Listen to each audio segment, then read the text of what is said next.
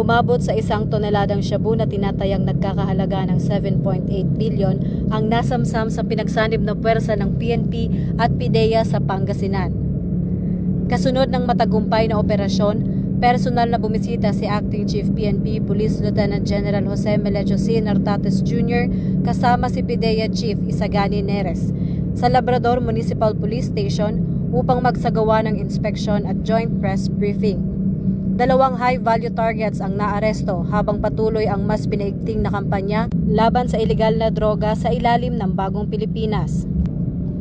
Ang operasyon ay simbolo ng mahigpit na pagtutulungan ng mga ahensya at matatag na paninindigan ng PNP sa pagsugpo sa kriminalidad.